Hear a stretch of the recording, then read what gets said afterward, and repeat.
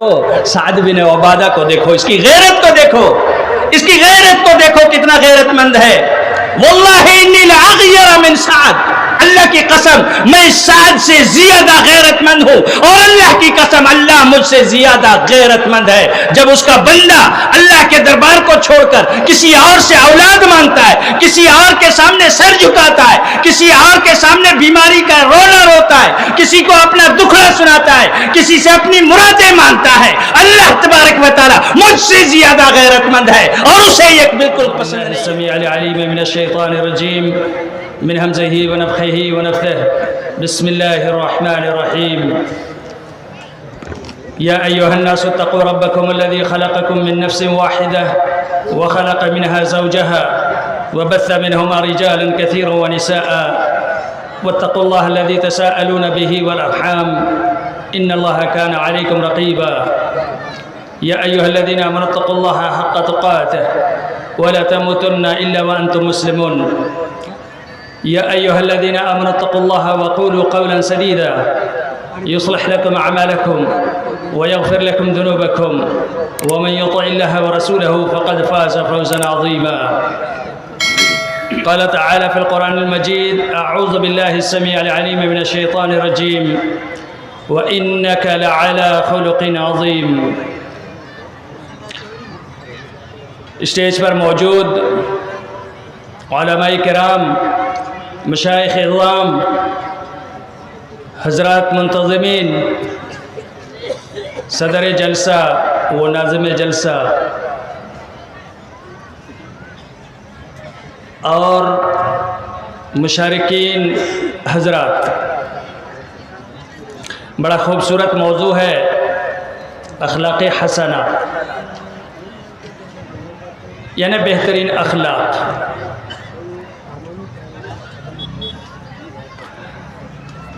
کلاسیکی اخلاق حسنہ ہم نے کافی بار سنا ہے، تھوڑا سا ہٹ کے گیئر چینج ڈوکاڈی کے لیے۔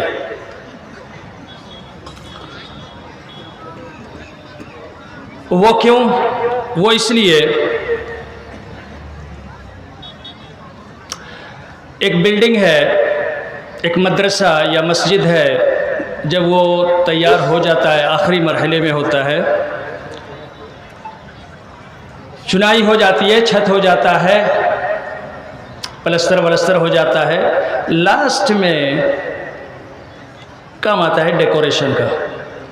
ڈیکوریشن اگر چھوٹ جائے، پھول بوٹے، رنگ کاریاں، رنگ ریزیاں اگر چھوٹ بھی جائے تو کوئی نقصان نہیں ہے۔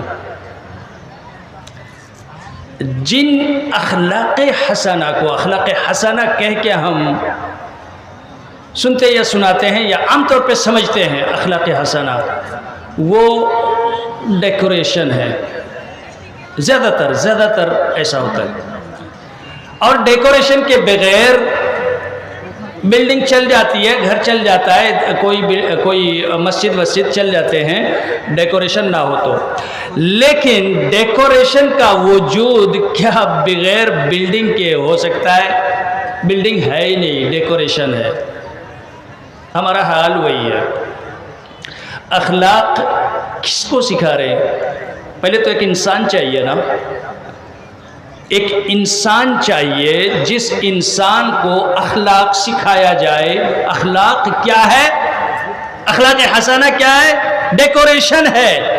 اور وہ ڈیکوریشن کس کو چاہیے؟ ایک بلڈنگ کو، ایک ڈھانچہ نما انسان ہوگا، انسان، اور اس انسان کو یہ ڈیکوریشن کی ضرورت پڑے گی۔ جب انسان ہی نہ ہو تو ڈیکوریشن ہوا میں بنانا ہے کیا؟ اخلاق حسنہ یہ امت خلق حسن ہے، جس کا نبی سرٹیفائیڈ ہے ساتوں آسمانوں کے اوپر سے، عرش کے اوپر سے، عرش والے کو پسند آیا اس کا اخلاق، اور وہ اخلاق کا تزکیہ کرتا ہے، کہتا ہے وَإِنَّكَ لَعَلَى خُلُقٍ عَظِيمٍ، اے نبی صلی اللہ علیہ وسلم آپ اخلاق کے بہترین اور بلند پائے پر فائز ہیں۔ عرش والے کو جس نبی کا اخلاق پسند آئے اور اسے قرآن میں بیان کر دے، اس سے عمدہ اخلاق کیا ہے؟ اور یہ عمدہ اخلاق کہاں سے آیا؟ وہ ڈیکوریشن والا نہیں، اچھا کپڑا پہن لیا اخلاق ہے، ٹوپی پہن لی اخلاق ہے، کسی سے ہنس کے مل لیا اخلاق ہے، یہ ڈیکوریشن ہے۔ اخلاق کیا ہے؟ سب سے بڑا اخلاق ہے توحید، اور توحید میں اخلاق کہاں ہے؟ آپ دیکھیے اللہ تعالیٰ نے توحید کا حکم کیوں دیا؟ توحید کا حکم اس لیے ہے کہ اللہ تبارک و تعالیٰ چاہتا ہے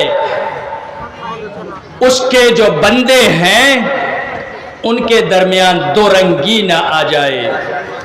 ایک شوہر بیوی کا سارا کچھ معاف کر سکتا ہے، پانی نہ لا کے دے معاف کر سکتا ہے، کپڑے نہ دھو کے دے کوئی بات نہیں ہے، یہ غصہ ختم ہو سکتا ہے، کپڑے استری کر کے نہ دے یہ بھی ختم ہو سکتا ہے، لڑائی کرے جھگڑا کرے یعنی الٹے سیدھے بول دے، کچھ بھی کرے، جیسی بھی بدتمیزی کر لے، لیکن ایک بدتمیزی ہے جو ایک شوہر کبھی اسے معاف نہیں کرتا ہے، وہ ہے شوہر کی شراکت، ہسبینڈ کو شریک کرنا، ہسبینڈ کا شوہر کا اپن مانوسک جٹا ہو کھکے اس میں شرک کرنا۔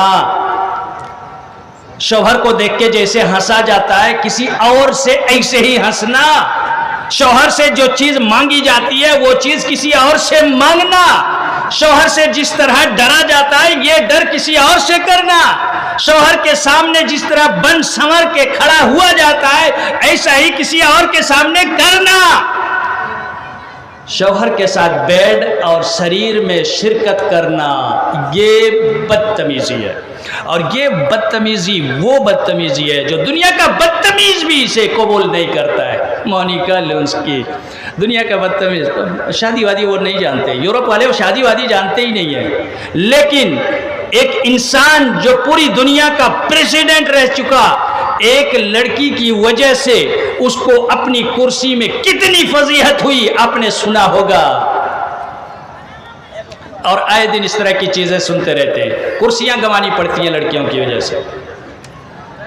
لیکن اب دیکھیں اسے بہتوں کو کرسیاں گنوانی پڑتی ہے جبکہ وہ اس کو اخلاق نہیں مانتے، ان کے یہاں دوستی یاری چلتا ہے، لو پیار ہے اور پیار پوجا ہے، اور اس طرح سے وہ ان کے لیے عبادت ہے، لیکن پھر بھی یہ بدتمیزی کوئی ایسا غیر مسلم ہی صحیح برداشت نہیں کرتا ہے بیوی سے، تو بھلا وہ رب العالمین جو ساری دنیاوں میں ایک انسان کو شروع سے آخر تک اس کا رب کا فریضہ انجام دیتا رہتا ہے، ساری دنیاؤں میں ملائے اعلیٰ میں وہ اس کا رب تھا، عالم وجود میں اس کا رب تھا، جب دنیا میں ماں کے پیٹ میں آیا اس کا رب تھا، جب اس کی کریشن ہو رہی تھی وہ بن رہا تھا ماں کے پیٹ میں اس کا رب تھا، جب اس دنیا میں آیا اس وقت رب تھا، جب اسے کام کی ضرورت پڑی تب رب تھا، ہر مرحلے میں، یہاں تک کہ جب اس دنیا سے جاتا ہے برزخ میں پہنچ جاتا ہے، برزخ میں بھی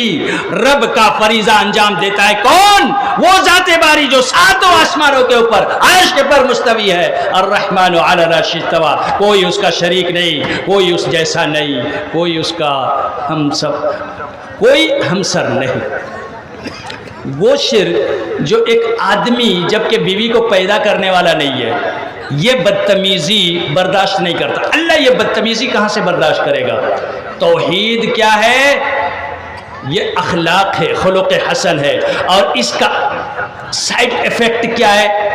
سائیڈ ایفیکٹ یہ ہے، اللہ تبارک و تعالیٰ نے یہ بات کہی ہے، حضرت سعد بن عبادہ رضی اللہ تعالیٰ عنہ آئے، اللہ کے رسول صلی اللہ علیہ وسلم سے پوچھا، اللہ کے رسول میں اپنی بیوی کو اگر کسی شخص کے ساتھ دیکھ لوں تو کیا میں اسے قتل نہ کر دوں؟ اللہ کے رسول صلی اللہ علیہ وسلم نے صحابہ کرام کو دیکھا اور کہا دیکھو سعد بن عبادہ کو دیکھو، اس کی غیرت کو دیکھو، اس کی غیرت کو دیکھو کتنا غیرت مند ہے، واللہ انی لأغیر من سعد، اللہ کی قسم میں سعد سے زیادہ غیرت مند ہوں، اور اللہ کی قسم اللہ مجھ سے زیادہ غیرت مند ہے۔ جب اس کا بندہ اللہ کے دربار کو چھوڑ کر کسی اور سے اولاد مانگتا ہے، کسی اور کے سامنے سر جھکاتا ہے، کسی اور کے سامنے بیماری کا رونا روتا ہے، کسی کو اپنا دکھڑا سناتا ہے، کسی سے اپنی مرادیں مانگتا ہے، اللہ تبارک و تعالیٰ مجھ سے زیادہ غیرت مند ہے، اور اسے یہ بالکل پسند نہیں ہے۔ اس نے اعلان کر رکھا ہے قرآن میں، اس نے کہا ہے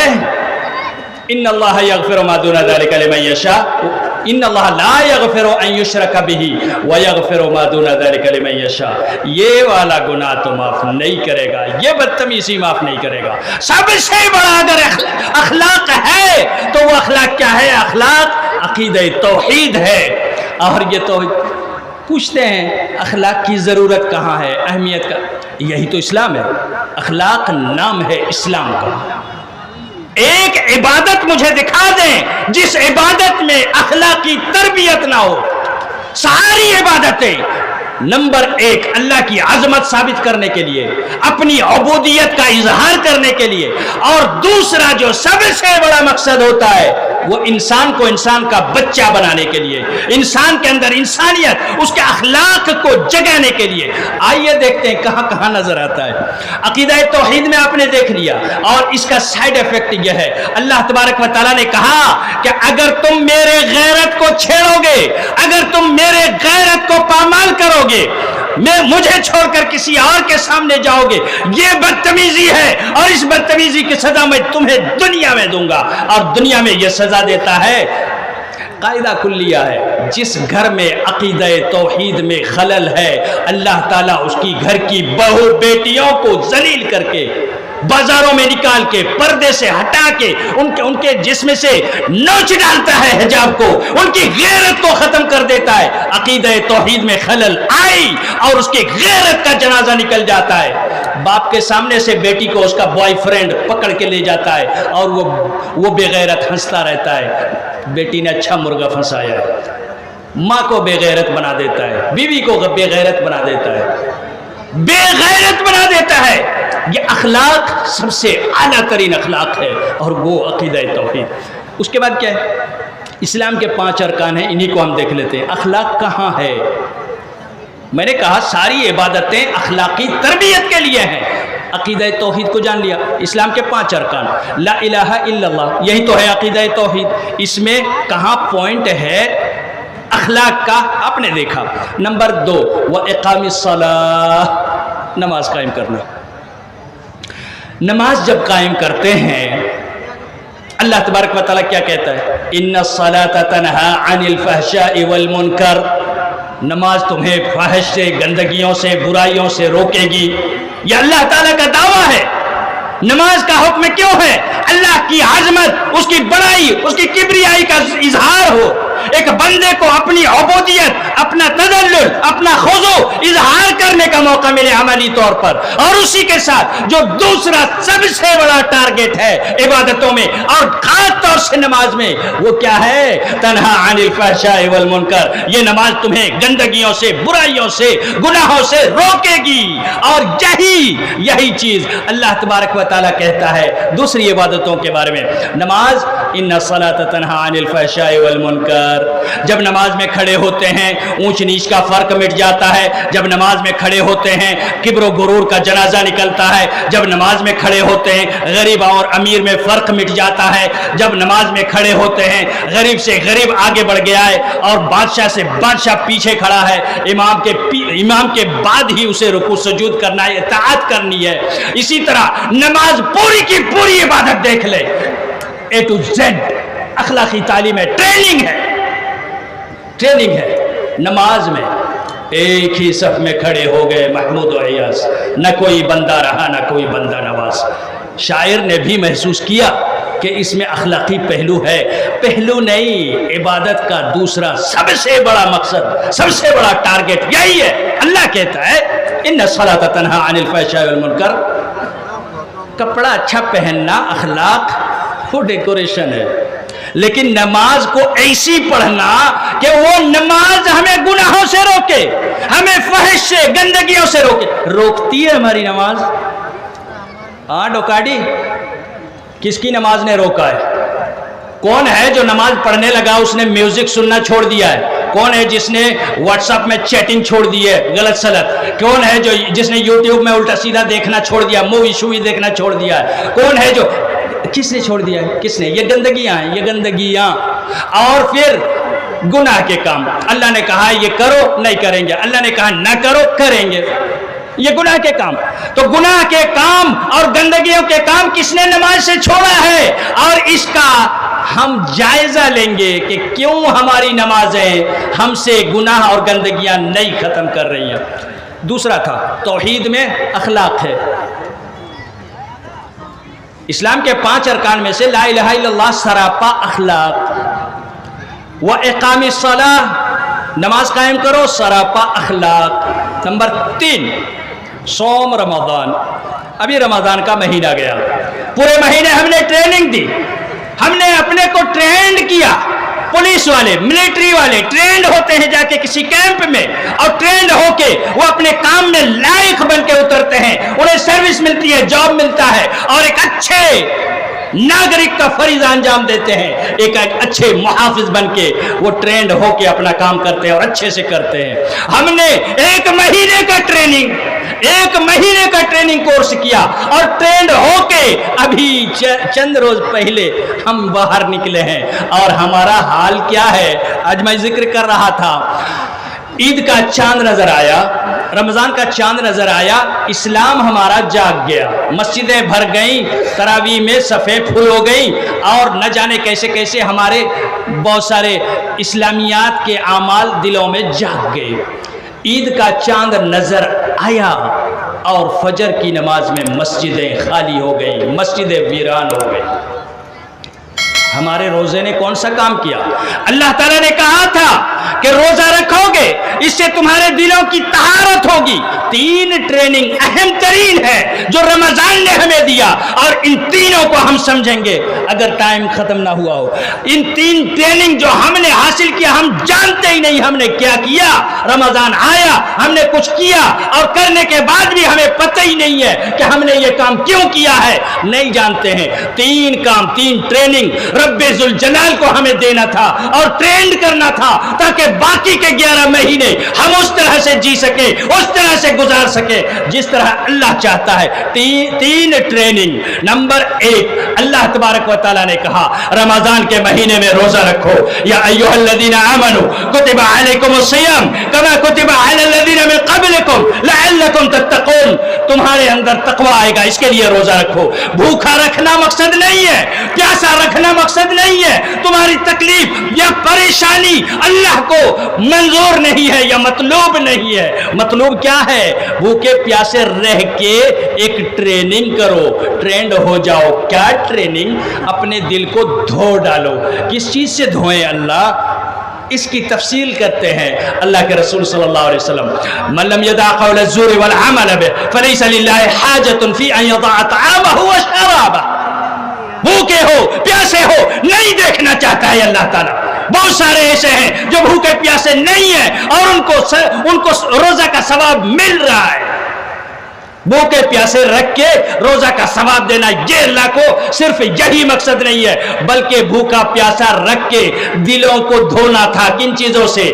من لم یدع قول الزور, جھوٹ بولنا, چغل خوری کرنا, اور اس کے جو لوازمات ہیں, حسد کرنا, بغض کرنا, کینہ کپٹ ہونا, لڑائی جھگڑے کرنا, گالی گلوچ کرنا. ان ساری چیزوں سے جب تک ایک روزہ دار نہیں بچے گا, اس کے بھوکے پیاسے رہنے کا رب کو کوئی ضرورت نہیں ہے. روزہ سے انسان بنایا جا رہا ہے, ٹرینڈ کیا جا رہا ہے. جھوٹ نہیں, باہر بھی جھوٹ نہیں بول سکتے, رمضان سے پہلے بھی نہیں, رمضان کے بعد بھی نہیں. لیکن یاد رکھو, جب تم روزے سے ہو, بھوک سے ہو, پیاسے ہو, صبح سے لے کے مغرب تک تم نے بھوک اور پیاس کی شدت برداشت کی ہے, لہذا یاد رکھو تم اپنے بھوک اور پیاس کو ضائع مت ہونے دو. اور ضائع ہونے سے بچانے کے لیے تمہیں جھوٹ سے بچنا پڑے گا. بعد میں جھوٹ بول بھی لو تو